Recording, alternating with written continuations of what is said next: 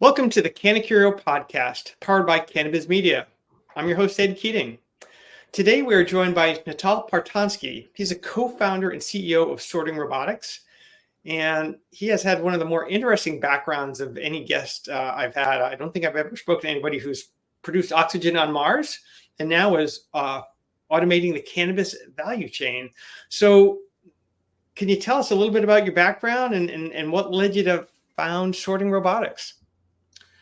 So my background, as you kind of mentioned, is very closely related to aerospace. So I got a master's degree in aerospace engineering. After that, I went to work at NASA in JPL, and I worked there for about 4 years. I was one of the lead engineers on a project that you kind of briefly mentioned called MOXIE, which is currently on the Perseverance rover, and it produces oxygen from the atmosphere of Mars.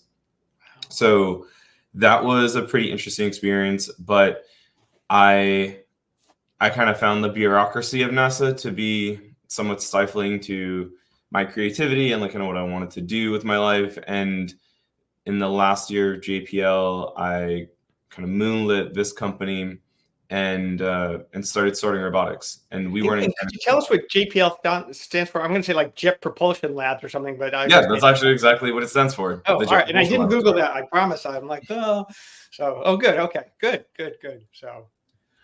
And it's the one that makes all the Martian rovers. So like Curiosity, Pathfinder, Perseverance, all of these robots, they were all made on lab. And actually, there's a few other JPL engineers that worked at Sorting Robotics as well that I kind of like recruited to the dark side. Awesome. So was cannabis an industry that you were targeting post-NASA? I mean, it sounded like you were working on it on the side, but was it cannabis? Was it agriculture? Was it just not just robotics, but was it robotics that interested you, but in things outside of JPL? Yeah, it wasn't actually cannabis at all. Initially, for the first 2 years, we weren't doing anything in the cannabis industry. So that was like 2018, 2019. And 2018 was when I was still at JPL, and then I went full time in the company in 2019. But no, we were doing automation for e-commerce sellers. So we designed a system called the Roca sorter. And that was a device that used computer vision and some mechanical design to sort trading cards. Think like a computer vision powered Magic the Gathering card sorter, like Pokemon card sorter system. Wow. Yeah. And then actually eventually in 2019 or end of 19, we decided we wanted to get into cannabis because I had a few friends that were starting companies in the industry. And this is like right after cannabis went legal in 2018 in California. Yep. And so I had a few friends, and they're like, if you want to build something for us, like that would be great. You should build literally anything because nothing is here. And this is like we're starting from scratch. And so, yeah, we actually ended up selling the Roca sorter. So we spun it out into its own individual entity and then sold it to a couple of investors who then later sold it to a larger e-commerce company who then later sold it to eBay. Wow. Yeah. Jeez, that's great. I hope it sounds really interesting. So yeah. And then and then we kind of like completely focused on cannabis at the end of 2019 and in 2020. And that's kind of like what started, the cannabis version of Sorting Robotics. And so we've been doing that since 2020. So one of the interesting things that I read about in terms of how you view the industry and kind of what you're focusing on is this concept of Industry 4.0 or the fourth industrial revolution. I just love things that are sort of the rule of three, rule of four. And here you've got AI, robotics, computer vision, machine learning, and automation. That's a lot. That's a lot to unpack. But I'm curious, how you are promulgating this through the industry, because it certainly, has a lot of buzzwords in there, but it's not like you don't know how all these things already work because you've done them. So tell us a little bit more about this fourth industrial revolution in the cannabis space. Well, I wouldn't say the fourth industrial revolution is like kind of happening in the cannabis space. I would say it's almost like starting in the fourth industrial revolution. Ah, So I started a cannabis co-packing company in 2020. I got with another group of friends when we kind of decided to get into cannabis, and I started this co-packing company in Oakland, and I ran that for about 3 years. So I was like in it, right? I was like a plant touching operator for several years. We had 60 employees. People were hand trimming, putting bud into jars, and knockboxing pre-rolls and stuff like that. And so that was a very eye-opening experience. And so it was more like we started in like the cottage, and then we're just jumping a bunch of different industrial revolutions and going from hand to like computer vision powered robots. And so it's a pretty large leap. And when you ask like how is the cannabis industry kind of embracing this, well, I would say like they're just skipping all the steps in between. yeah, Right. So when you had the industrial revolution, it was like mechanizing things. And you don't see a lot of operators trying to mechanize things. Many times they'll go from doing it by hand to doing it just straight with the latest and greatest. They're not like going through those other industrial revolution steps. They're just going from a team of 20 people doing everything to now they buy one of our machines and there's like computer vision quality control and like robotic arms flying all around and everything, as opposed to taking intermediate steps in between. yeah. It makes me think of well, it's sort of an analogy, but how some countries that didn't have great telephony infrastructure said, yeah, we're not going to go with the wire system. We're just going right to cell phones because it just makes more sense. And it's sort of this big leap, but it's a lot easier to provide that service than to run wires out into rural areas or places far Yeah. away. And, they wind up having a better infrastructure than sometimes places in the United States. So very, Yeah, very it's very similar to that. Yeah, very interesting. like actually that's a cool analogy because I've thought about that kind of progression a lot. I have a lot of family in Mexico, and you don't see that in the United States so much. Like people don't put their WhatsApp on the Yeah. company billboard or whatever, but in Latin America, it's everywhere, right? Huh. Like because they didn't have the infrastructure before, and then they got cell phones, and within 10 years places that didn't have internet or landlines or like addresses now just do everything off of WhatsApp, which is wild. Yeah. Wow. Oh, that's yeah. It's sort of this technology that has been able to, I don't know, maybe path of least resistance, flow to where it's needed without all the strictures that sometimes come into play when it's a big giant company trying to push it out there and manage it and own it. So very, Yeah. very interesting. Now, in terms of what Sorting Robotics does, it seems that you're addressing automation shortcomings that you witnessed in the sector, so kind of like when you were a plant touching operator. And I'm curious, do these apply to other industries, like for other row crops?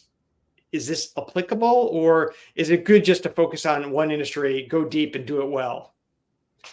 um yeah, I mean like both of those answers are not wrong, right? So I would say our technology can be applied because it's like a platform. Basically, we spent 7 years effectively building a small scale, high precision manufacturing robotic platform. And so what does that mean? It means anything that's small scale and requires precision manufacturing, we can work on. Maybe we swap out an end effector to change some of the guts, but 80% of whatever that challenge can address is kind of already done. Yeah. And so yeah, I mean, we can apply our technology to a plethora of other industries. We've looked into some things like the like IVF industry, a lot of healthcare, Mm. and it seems like it's probably the most interesting, just because it's the most difficult thing to kind of tackle. Uh, but in terms of your second kind of proposal, is it better to just do as well as you can in one single industry? Well, I think for the growth of the business and to like kind of penetrate as deeply as possible, it's that, right? So can we do other things? Yes, for sure. But should we, before we've kind of completely dominated this industry? Probably not, right? Like, I mean, this industry is continuously growing. Like, even though we still don't have federal legalization, it's like the industry itself is still adding 25% year over year. So that's an insane growth rate for any industry.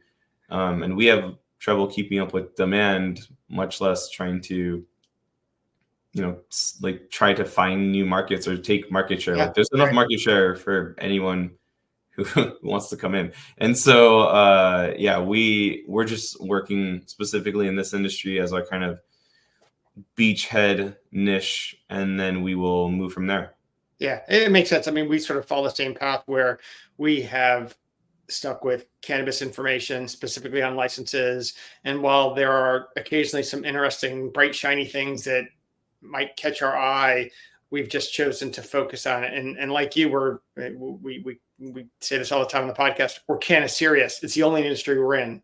Whereas other people may be putting a toe into this industry, or they may be farther away and thinking, oh my goodness, it's, time to mint money in cannabis. And, those are the canna clueless people who don't have really any idea what's going on. Clueless. Canna clueless, canna curious, and canna serious. I think both our companies are in the canna serious realm, and which has its pluses and minuses, but at least it gives you focus and it makes it easier to make decisions. I found. Now, as your customers and prospects look at what you offer, I have to believe that this is a gigantic ROI kind of sale. Like in terms of why somebody would do it, like I imagine the math is not super complicated, but walk us through how your customers think about that, because it looks like you are automating a lot of this value chain. And I would imagine the more you do, the higher the ROI, but help us understand that. Yeah. So a lot of the kind of product roadmap or decisions that we make along the path of what we try to automate, a lot of it, like almost all of it, comes from my experience and my manager's experience in actually running a co-packing company and like clearly and viscerally feeling all those problems. And so we basically just hit the highest ROI things and then go down that list, right? So when you do the calculations, it becomes like pretty significant, right? And we've even created markets, right? So our first product that we started back in 2021 was a device called the Gico robot. It was an injection style infusion system, and it's interesting even how I explain it right now. I say injection style infusion system because when we started it, there was no styles, there was no infusion systems. It was just us, right? And people asked, why are you injecting joints? And we said, oh, so you can infuse them in a dosed way. And in 2021, no one was really infusing their joints. They maybe mixed in some THCA or maybe sprayed some terpenes on it or something, but no one was having any formalized process. And then now there's this whole injectable SKU, which is like what we invented, right? So you guys created the category, really. Yeah, like we created the category, and so we have like a very strong ethos of like making these like very high value things, right? And so for that SKU is very unique because it was like very much front running what was to come. And the only reason we could do that is because one, we're in California, and I feel like California leads the rest of the country when it comes to trends. And then two, we were a co-packer. We weren't just like a brand trying to follow people or follow trends. We had people coming to us, or like I had people coming to me and asking like, hey, like I want to do this new SKU. Can you help me figure it out? Because we had already packaged their flower or I was trimming their material. And it gave me a very unique perspective. And we saw moving forward, okay, cool. People are going to start infusing. How do we do that? And so it was interesting in the beginning of selling that system because the ROI wasn't very clear because you're not dropping in a device to replace a team of people. You're introducing a new way of doing something for them to move into for subsequent SKUs.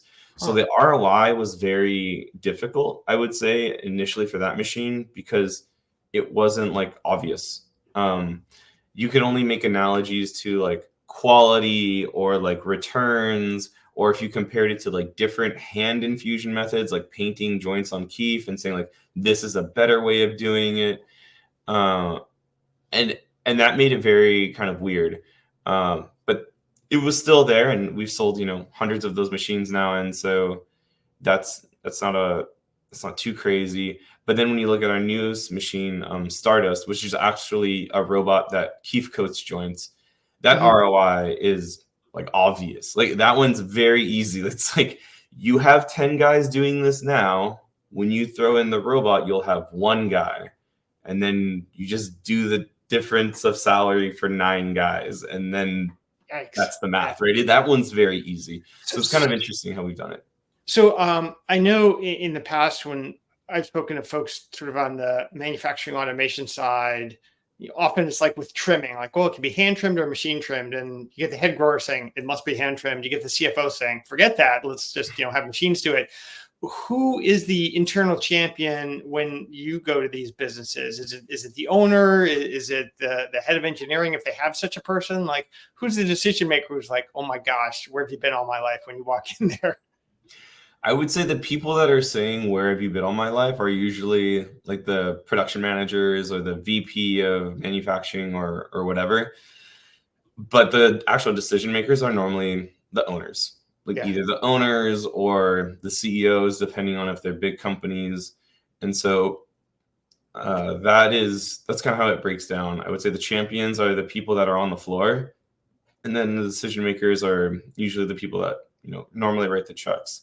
And the people that write the checks, I don't know, depending on who they are and how big their company is, they could be very excited or they could be like, is this going to help? And then they just look at their champion and he's like, yeah, like you should definitely do this. And they go, okay, fine, forget it. Like I'll just sign this. And it depends on the size of the company though. So obviously there's a big ROI play as you described, or at least there can be. What role does innovation play for people? Like, for example, you guys sort of created that one category you mentioned earlier. Like, do people see when they bring this in, like, oh, this is going to allow us to make something that we couldn't make very cost effectively before? Or like, is the fact that you guys are pretty innovative helping these businesses perhaps perform ahead of their peers? Yeah, so it's interesting because the machines are so different in terms of their value proposition. But let's say Gico, for example, that machine does what humans physically can't, right? Which is why the ROI was very weird, because there's no like direct comparison. And to give you an example on that side, in terms of like people having an edge or growing their business, I'll give you an example this year. We worked with a company to help design their new SKU, and then sold them a machine that like was enabling them to make this new SKU. And they got their machine in February, and then in September they were doing $500,000 a month on that SKU. So like $500,000 a month, right? So they added $6 million to the top line of their company enabled by our machine.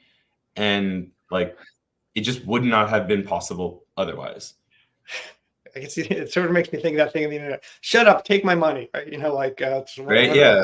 Really? But I mean, keep in mind, right? It's enabled by our machine, but like, they have to sell it, they have to source it, they have to do all these things, and like they have to, they have to do their part, right? Like the machine is just a hammer, but like if you don't have any nails or wood or building plans, it doesn't matter. You could just have a hammer that sits in the corner, and so that's how like Gico has really benefited people. And there's many stories like that. Like there's another company in Canada that they have several machines. They weren't even in pre-rolls at all, and they wanted to just find outs for their extracted material. They're like, okay, well, we have all this extracted material. We can only sell this much in wholesale. We can only do this much in vape carts. Like, where else are we going to put it? Okay, let's put it into pre-rolls. Like, how do we put it into pre-rolls? And they bought our machine, And then 6 months later, they bought another one. And 6 months later, they bought another one. And then they're like one of the top infusion brands or infusion co-packers in the country. And so like there's many stories where the tools, when paired with good execution, have completely changed people's businesses, like entirely, right? Adding millions of dollars to their top line. Wow. And one of the metrics I saw repeatedly in reading about Sorting Robotics seems to be one that I guess is pretty simple for most businesses to understand. Joints per hour, and it seems that machines are going to do that way better than people can. Yeah, that metric is generally what people are most interested in. It's also a good way to actually do ROI calculation. So when you look at Stardust, the easiest thing we do with people is we say, how many full-time employees do you have on your production line painting joints and keefing them? And they'll say, I have 2 people full-time, I have 10 people full-time, I have 20 people full-time, depending on who these guys are. And then you can boil it down, right? Maybe it's like teams of 2 or 4 or 6 or whatever. And then you say, okay, cool. You are getting, I would say on average, we've talked to hundreds of people at this point. Normally, one person does about a joint and a half keefed per minute. And that's kind of like how we like dial it down, right? We say you're doing about, 75-ish or something, between 75 and like 90 a minute, right? Or sorry, an hour. So if they're doing 90 an hour, we introduce a machine that's doing 1,200 an hour. And so if you had that same operator, or that same person now operating a machine, you would like 15x their output. Maybe it's not the same operator. Maybe it is the same operator that you upskill to have better understanding of different machines, and maybe it's a more expensive operator that you bring in or whatever. But in that case, it's very clear. Yeah. Well, and the old the machines don't take breaks, all that other stuff, but that really matters. I mean, that's a pretty hard metric to argue with. Now, one of the things I wanted to ask you, because so much of this thing takes me back to a presentation that a CEO did many years ago in sort of the software compliance industry where I used to work, and they didn't understand the customers very well until they went out and did a ton of research. Like they talked to people, and they asked them this great question that I've repeated probably too many times on this podcast, but it essentially boils down to, what were you doing the 10 minutes before you used my product and the 10 minutes after? And they were able to build out products for investment bankers, research people, et cetera. And the phrases he used were, we want to own a greater share of your day. And, I just love that, because when you're talking about understanding somebody's workflow, you're really doing that. So as you look at the automation value chain, Nohtal, I'm curious, is 100% your goal? Like, can you get there? How much of the value chain do you think can be roboticized, if that's the right word? Yeah, automated, roboticized, that's fine.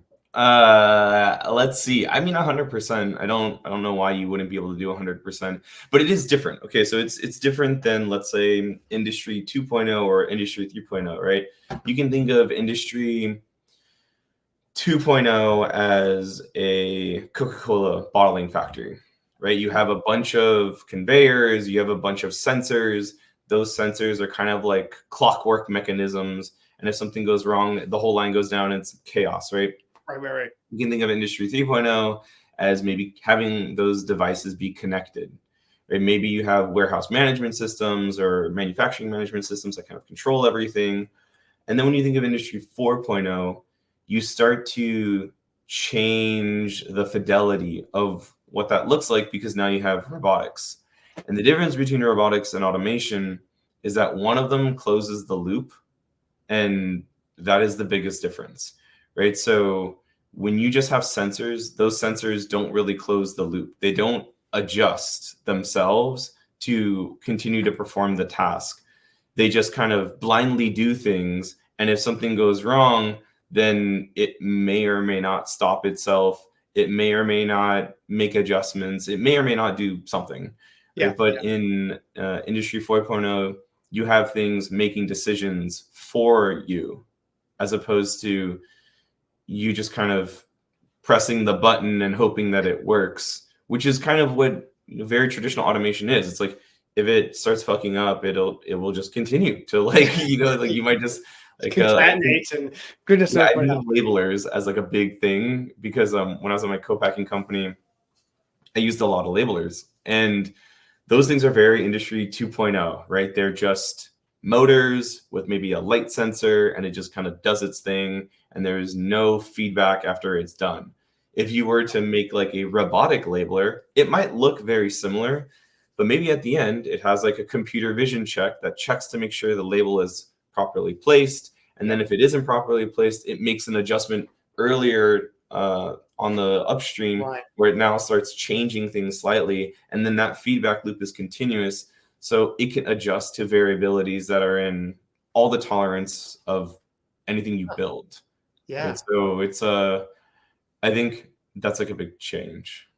Wow, that's great. That makes a lot of sense too in terms of how that would work. Like I could see the barcodes being scanned at the end. Are they readable, or has the ink smudged or moved? And you need to Yeah. make a fix on that so that you're not producing a bad batch. So, Or even more high fidelity, like you see the barcode and then that barcode references the harvest ID for that plant. And is that actually the right thing that you started with?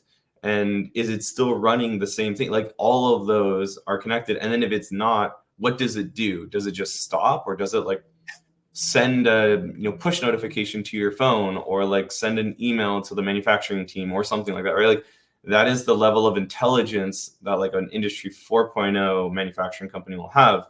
And so when you ask the question like, can you automate everything? It's not a question of can, it's a question of when. And if the question is when, then the next question is who. And I only see really like one player in the space that can do that at scale, and that's us, right? And I see other people that kind of attempt to do that, but like not having that visceral understanding of what it's like to be an operator will just leave, it always leaves something to be desired in terms of how things work, how they work for an operator to make it function. So that's our goal. I had a CEO many years ago who was trying to change this company around, and we had a lot of attorneys and accountants who wrote law books essentially. And his point was that pretty much all of them lacked what he called a practitioner's perspective. They weren't running a law practice or an accounting practice. They were sitting in a big corporation, going over the new rules and regs and writing them up. And by lacking that, they didn't do what you did, which is you ran a business that was plant touching, and you learned what it was like to run that business and succeed in it and understand those real pain points. Whereas for these folks, some of those pain points were more theoretical, like, or just so distant or so far past in their career that they didn't remember it. So I appreciate, what you've done to really do that. I want to dig into your customers a little bit in terms of profile. Earlier on, you said that, these robotic products are, probably a, six-figure purchase for somebody. So does that mean that you mostly focus on, well-capitalized customers? How does that work? Are there small mom and pop growers that are going to embrace this, or not yet? No, definitely. I think it spans the whole range, right? And you can't be doing no volume, right? Like you need to be doing a sufficient amount of volume, but the bar is actually significantly lower than like a lot of people think. They think, oh, I'm not going to be able to buy this automation unless I'm doing 1 million joints a month. When in reality, you have to be doing like 30,000 or 40,000 joints a month, which 40,000 joints a month is actually not that many joints. That's only like 20 pounds of joints, depending on the size of the joints that you're doing, right? And if you're not making more than 20 pounds of flour a month, then like that's not even a room, right? Like it's just, so there's I think there is a misconception that these things need to be crazy scale, because the truth of the matter is no one really in the cannabis industry is at any reasonable scale by traditional standards, right? Traditional standards is Coca-Cola bottling 5 million bottles in a single day, right? And they service all of the United States with 6 plants strategically placed in highways across the country, and then they send the overflow to Canada or something, right? Yeah, So, right. but that's not how it is in cannabis. Cannabis is a series of craft breweries and liquor stores, to be blunt, right? Like Yeah, every absolutely. dispensary is basically a liquor store with a better customer loyalty program, right? And every grow is in one way or another a craft brewery. Yeah. They don't have significant scale, but you wouldn't say open a craft brewery and then do everything in barrels, right? Like that would not. But that's really what cannabis is right now. Everyone's doing things in barrels. But if you look at traditional craft breweries or current craft breweries that have kind of boomed up over the past 15 years, they have their own automation, right? They have huge vats that are doing, thousands of gallons of hop fermentation at a time, and those aren't massive manufacturing companies. They're maybe doing 5-10 million a year, and if that, right? But that is that's the cost to enter, really. And I think when we look at these kind of smaller operators, like say the ones that maybe only have 5 or 6 rooms, right?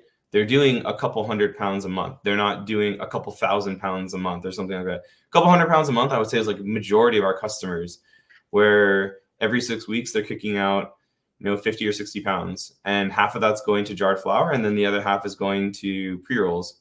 And for them, having the automation allows them to be extremely efficient. Like, do they have an insane balance sheet? No, they don't, right? But they're profitable, they're making money. And for them, we do like seller financing, we do leasing plans, we have third-party financing companies. That's great. And all of those things are meant to make it more reasonable, because the thing with automation is that the moment you get it, you actually become more lendable than you did before. Because before, all of your goods were dependent on having an army of people. It's like a step function. It's like a step function increase, right? Like suddenly you're way up here. Exactly, right? Like one of our devices can improve the gross margins of your SKU by 30%. What would you do if your gross margins on a SKU were 15%, and then later they became 45%? You'd be like, oh my gosh, like this is wild, right? This is insane. Or how about these other customers who, like, they didn't have this automation, and then they're like, oh, now we just have $6 million extra of top line a year. Wow. Right? So they become more financially stable the more automation they get, which is actually really cool. And it's good for me because then they buy more machines, right? And but I was going to say that phrase that you just said is such a powerful way to explain this concept to people who might be a little bit reluctant. You'll become way more financially stable the more automation you get. So, Ed, what percentage automated are you now? 0. Okay. Well, I mean, I just imagine you could sort of walk people through this progression to see, like, your top line, and then your bottom line too looks really good too. So really, really cool. Some of the other questions I want to ask, now looking a little bit forward looking and market looking, you've been in this industry, you're kind of serious like us. There's this whole discussion, I'll say, of hemp versus cannabis, or hemp and cannabis. Does this come into play at all for you, or is it just a plant and a molecule and it kind of doesn't matter? What do you mean by it kind of doesn't matter? Like, I don't have a bias towards one or the other, or just maybe market interest. Like, we know in some states like Texas, it's been described as the biggest cannabis market in the U.S. that doesn't have legalized cannabis there because it's all hemp derived. So, does the hemp derived products become a portion of Sorting Robotics market, or is it still mostly traditional cannabis? Oh, no. We have several customers that are on the hemp space, especially because of the drive for THCA. So now we have many customers that have Stardust because they're coating their joints in THCA. And, if you're coating 100,000 joints a week in THCA, you would probably prefer to not do that by hand and probably prefer to have a robot do that instead. So we've seen a lot of more growth in the past year because of the move to THCA in the hemp market. Before, we only had a handful of customers, and now I would say like 20% of our customer base is hemp. Interesting. Yeah. So looking at sort of other industry sectors, I know that in some parts of the sort of the ancillary space, we've seen a lot of mergers and acquisitions, a lot sort of happening with software companies. But I'm curious, is any of that happening in the automation space? Like, are some companies coming together, or are you all putting out so much ROI that hasn't happened yet? So I think the ROI comment you made is definitely playing a part in the lack of mergers because it's hard to it's hard to get people to merge when they're doing just fine by themselves. Right? They're just like, yeah, why would I do this unless I'm gonna cash out super hard? But the industry doesn't have big enough players to support something like that. However, I have seen a couple things that did something like that. So I don't know if did you ever hear of Bloom Automation? Huh. It doesn't ring a bell, but So they were one of the early automation companies in the space. Really cool technology, like super, super cool. So there was this guy who used to work at Boston Dynamics, and he went to MIT as well or something. And I think it was back in 2017 or 2018. He started this company, which the goal was to make a hand trimming one-to-one robot.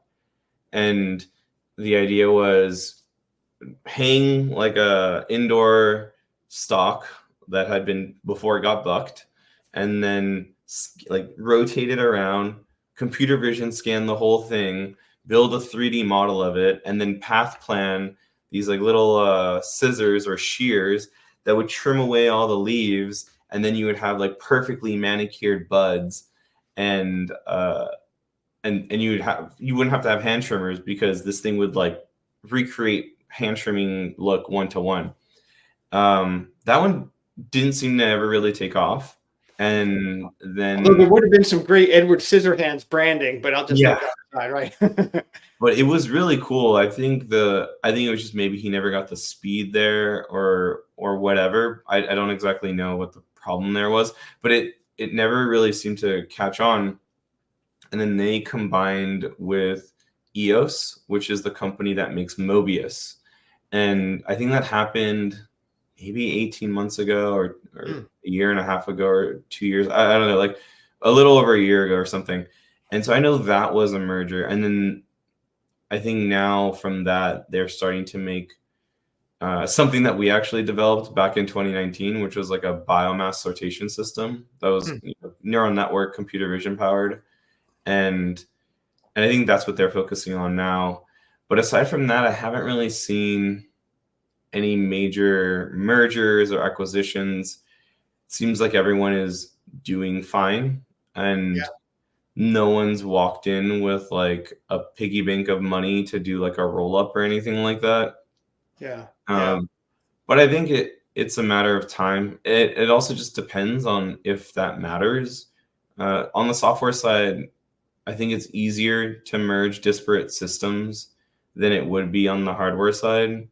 And I think also on the hardware side, there might be many players, but many players doesn't mean there are many qualified candidates to merge, if that makes sense. Oh, it does. One of the reports that we've done since 2017, 18 is our point of sale software report, where we call around to every store we can find and ask them what POS you're using. And we track the changes over time.